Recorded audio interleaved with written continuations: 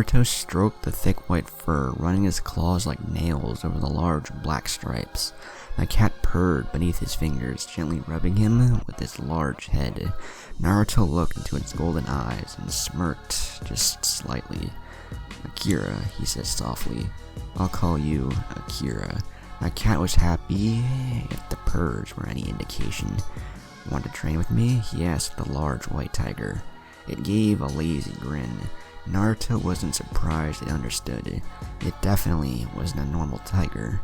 It was as large as the largest horse, but sleeker, more powerful. It licked his hand and he caught sight of the large white fangs. "I think we'll be great friends," he said, smirking as he stroked his head. The tiger gave a louder purr. Naruto snarled at the demon as he redrew the seal on the scroll for the 5th time. "Wrong again!" the Kyuubi snapped. The seal vanished with a pop, replaced by another, already complete seal. Naruto studied it, scowling. He sighed and grabbed the blank scroll to try and draw it. He hated how the Kyuubi could just imagine it, and it appeared. They both controlled Naruto's mindscape to the same degree, but to learn it, Naruto had to actually do the work while the Kyuubi could just imagine it and it would appear. He shot a snarl at the Kyuubi and went back to drawing. "So you're saying I do have a bloodline?" Naruto said flatly. "Yes," the Kyuubi said lazily. "And the only reason I have not activated it is because the seal keeping you in is designed to lock away demon chakra." "Yes." "And you're saying that all people with bloodlines are just descendants of those of demon blood, giving them small traces of demon blood just enough to have a unique ability?" "Yes." Naruto's lips stretched into a twisted smirk at the irony. "So, we just have to alter the seal slightly, and I'll get my mother's bloodline?" "Yes." Naruto gave a darker smile. "And I'll be able to use your chakra better, using up to 4 tails without losing myself." "Yes." "But if we don't do these, then when I do use your chakra, I'll have adapted the seal so much you'll be like poison to me." "Yes." "And if we alter the seal, I'll gain certain advantages." "Yes."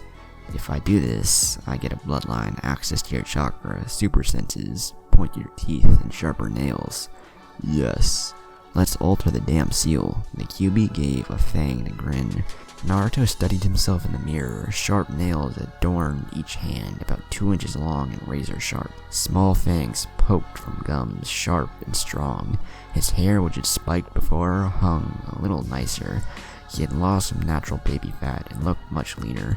If you looked closely at his one blue eye, you could also see the pupil was more like a slit. He looked wild and deadly. He grinned. He snarled in pain as he lay on the hard earth. The weights in every limb weighed about 200 pounds each. He couldn't even move with them. It wouldn't be a problem in a moment, though. All his muscles were ripping before the Kyuubi healed them, making them much stronger, accustoming him to the weights in each limb. When the Kyuubi was finished, he would be able to remove the weights, but still wear them at any time, and it would not feel much heavier. And with them off, he would feel light, very light. He heard a bone snap and yelled, "Damn you, Kyuubi, you never said anything about my bones." "Well, I thought, I was working on the muscles. Your bones could use some strengthening." "Bastard." "Such language," the fox mocked. Naruto just snarled and yelped as another bone snapped. Naruto just sat and listened. The bloodline he had inherited from his mother was odd. Unlike with the Inuzukas and Abarames, he could not understand the language of the animals.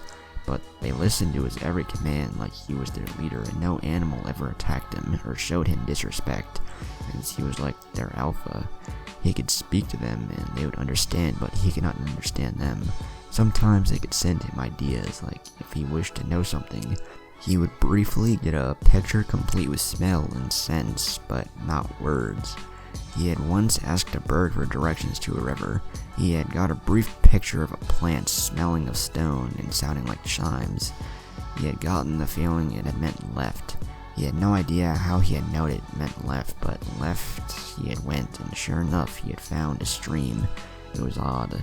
Something unexpected had also happened when the seal had been altered. He had gained a second bloodline from his father. The Kyuubi had been shocked as he had when it had appeared. The Bloodline gave him supreme power over wind. He could do anything with it. He could also listen to it. The wind carried many things on its current. Whispers, songs, rumors, smells, feelings. So many doors had been opened. Naruto had quickly tried to master both bloodlines, and it had been surprisingly easy. It had come naturally to him. He had also worked to use the Kyuubi's chakra. The Kyuubi had altered his body just enough that he could use the chakra without harming himself too badly. He didn't use it often though. It felt odd, but then again, it was demon chakra and he was human. After his body had been changed, he found himself reaching high speeds, which only increased with his power of wind. It was thrilling to leap through the trees like a blur. He was also much stronger than the average kid. Also, with the speed came new advantages. He could come to his tower whenever, as it would not take him as long as before. He always stayed in the Forest of Death, or the Forest of the Demon that the villagers now called it. Whenever he wasn't at the academy, he skipped that as often as he could also, just showing up for the minimal requirement to pass.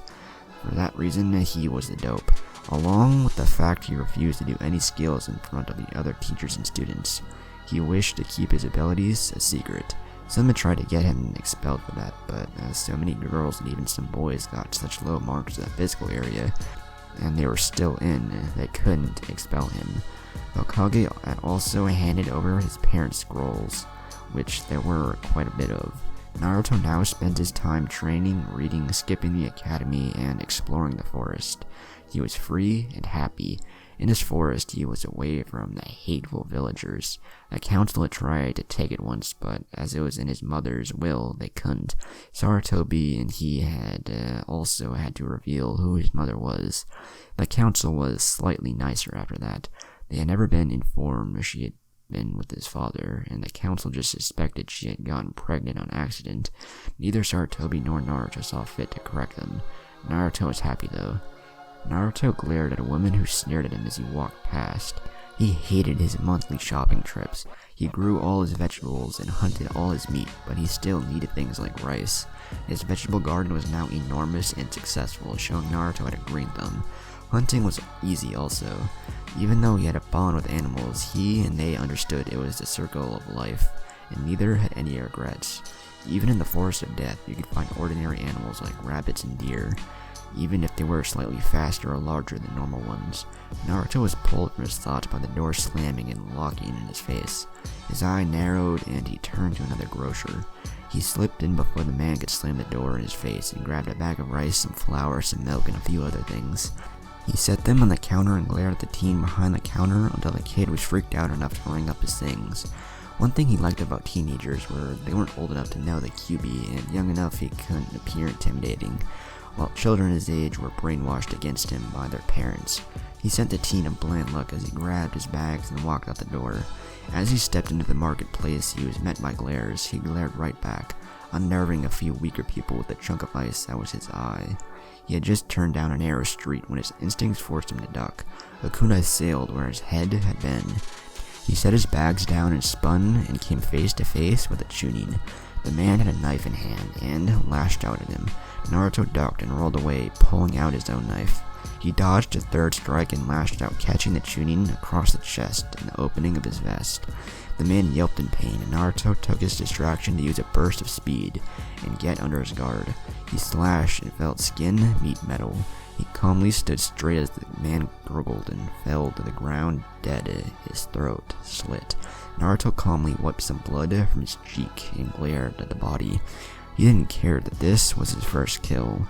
He was never going to stand for being attacked again, not by anyone in this pathetic village. Naruto felt a slight itch and knew Sarutobi was watching through his glass ball. He had a sixth sense for the thing. He calmly picked up his groceries and started off, knowing the Hokage would take care of it. He just wished to get back to his forest, where he had seals to stop the seeing orb. Not that he didn't like Sarutobi, but he could already see the face of the old man. Weary, regretful, and guilty. He hated making the man feel guilty. Naruto stood slowly, brushing the dirt from his pants and hands as he gave Sarutobi a small smile. "Hello, old man," he said. Sarutobi smiled at him, looking over his garden. "Quite impressive, Naruto." Naruto ducked his head as acknowledgement. Then the man smiled and held up a small apple tree. I bought it on the way here. Naruto took it gently and set it somewhere safe for the moment. Then he led the Hokage into the tower towards his living room. As they arrived, Sarutobi sat down on one of the couches as Naruto went to grab some tea. When he returned, he found the Hokage surveying the yard and trees out his window. Naruto set the tea down and Sarutobi joined him. The old man sipped at his tea and blinked. "It's delicious. What kind is it?" "Something in the forest I found that makes good tea." Naruto smirked.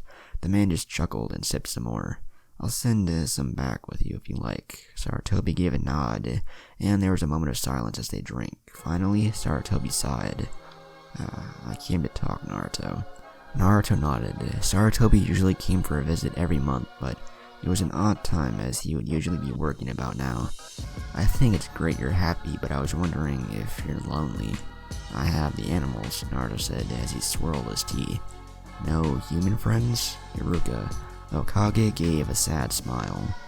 "Have you tried to make friends with the other students?" "They're already against me. They see me as the loud, obnoxious dope. I'm not any of those anymore. I'm stronger, smarter, but they don't see that," Naruto said simply. There was a moment of awkward silence. "I'm sorry," Sarutobi whispered. Naruto knew what he was talking about and fingered the eye patch. "It's not your fault," he said simply and honestly. The man gave a tired smile. "But I cannot help but feel responsible." More silence. Then the Hokage stood. "I'll be off. I'll see you to the door and get you some of the tea." The Hokage smiled, then his eyes lit up. "I thought I smelled cookies as I walked in." Naruto rolled his eye. "Yeah, I made cookies." Sarutobi grinned. The old man had fallen in love with his cooking. He hurried to the kitchen and wrapped up a plate of cookies and some tea leaves. He handed them to the Hokage once back outside and waved him off. Then he turned back to his garden. He had a tree to plant. Naruto gazed at the tall weapon. He ran a finger over the staff and smiled just slightly. The wooden staff was about as tall as he was. The bottom of the staff had a small diamond smear welded on. The top had a large foot and a half-tall piece of sharp metal. It looked like the metal had been shaped like a leaf, as it was flat and shaped like one. It looked deadly though. "I'll take it," he said. The weaponsmith just gave a nod and rung it up, along with the other weapons. He was neutral to Naruto, not caring for him at all, meaning he wouldn't save him, but he wouldn't attack him. Naruto liked that attitude. He grabbed his new weapons and with a mock salute walked out the door, smirking. Naruto was gathering some herbs and plants in a clearing in his forest when an AMBU dropped into the clearing. Naruto felt a shiver go through his body and wearily stood looking at the man with suspicion. "Did the Hokage send you?" "No," the man said bluntly. He took a step forward and Naruto took one back. "I'm here to kill you, demon." You could hear the malicious grin in his words. Naruto stumbled back, bringing his spear up and lashing out. The man just gave a laugh as he easily dodged the hit. Naruto knew he couldn't hope to kill an AMBU, so he let out a loud howl. Then the AMBU leapt at him, slashing him across the chest with a katana. Naruto stumbled back, hand going to his wound as it lanced pain through him. Then the AMBU stabbed the knife right through his chest. Naruto froze before he fell to his knees and coughed harshly. The man above him gave a delighted laugh. "Take that, demon," he chuckled. Naruto glared up at him, eye changing red as the whisker marks darkened. The man took a quick step back. "I knew you were the demon. Once I tell the Hokage, he'll see his mistakes," the man said harshly. Just at the moment, a wolf about as tall as the AMBU himself pounced the man. The AMBU screamed only once before the gray wolf ripped his throat out. Naruto just weakly pulled the sword out of his chest as the Kyuubi healed him. He panted on his knees as he waited for the wounds to heal. The wound right through him healed faster, but the slash was slower.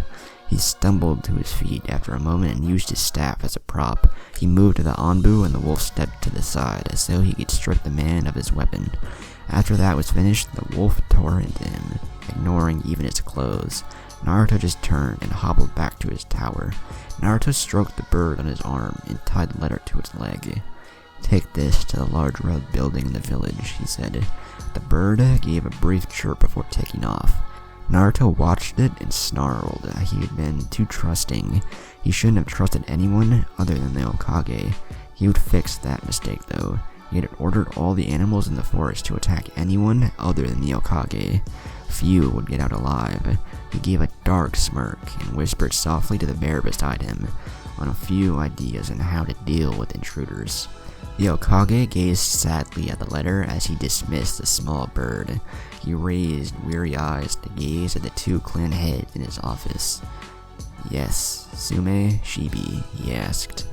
They shifted slightly when he looked so tired and sad he couldn't make anyone feel guilty. "Well, Lord Hokage, our clan animals are acting odd," Sume said. Sarutobi frowned. "All our dogs are often found looking to the west, direction of the Forest of Death, and they never go within a kilometer of the Forest of Death, like they know something we don't." "The same with our bugs," Shibi said, "and when we do force them to go closer to the forest, they seem almost ready to go inside, like there's a long-lost friend in there." Sarutobi calmly lit his pipe and looked out the window for a moment. "Naruto has warned me that any who enter the forest will die. He has gotten all the animals to be the guards." Sume gasped. "How did he do that?" "He awoke his mother's bloodline." Sume's mouth snapped shut. Then Shibi spoke up. "Then our animals know that." "Yes, I'm guessing they are acting different because they can sense his presence and know his words by mouth of other animals." There was a moment of silence. "Thank you for seeing us, Lord Hokage," Sume said. She looked deep in thought as she bowed and left. Shibi followed her silently. Sarutobi just sighed sadly. Naruto rolled the flute over in his hand. It wasn't really a flute. It was a clay whistle. It was a hollow oval with a few holes. When he blew into it, it made a few sounds, all which sounded like the hoots of owls. Naruto just liked the sound. It was peaceful, calm, soothing. It was also nice in his ears. He smiled just slightly and blew gently. He paused and straightened, listening calmly a moment. The wind brought him whispers of sand, hate, and blood. He frowned. The wind brought the whispers from a very long ways away, very, very far away. Then a small breeze interrupted the wind and brought the whispers of feet. He turned around in time to see Sarutobi step into the clearing. He went to greet the old man when another whisper brushed his ear. He paused and tilted his head, listening. It brought pictures of an AMBU, the smell of bears, and the sounds of screams. He gave a soft smirk and turned back to the Hokage, who was watching him closely. "What were you listening to, Naruto?" "The wind," Naruto said easily as the breeze tugged at his clothes. The man almost choked on his pipe. He hadn't known about that bloodline. "You got your father's bloodline?" Naruto gave a single nod. Sarutobi gave a brief sigh, then held out a bundle of papers. "Your request has been accepted." Naruto smiled. Naruto gazed out the large gate onto the road and smiled just slightly. "You'll be careful, right, Naruto?" Sarutobi asked softly. "Yeah, old man," Naruto said. The old man smiled just slightly. "You know the reason the council allowed this was because they hoped you would die." Naruto gave a brief nod and fingered his spear. The Hokage ruffled his long hair and smiled at him. "Good luck, Naruto." Naruto gave the man a one-armed hug, then set off along the road, slowly leaving the gates behind. He had a year and a half outside of Konoha, doing as he wished.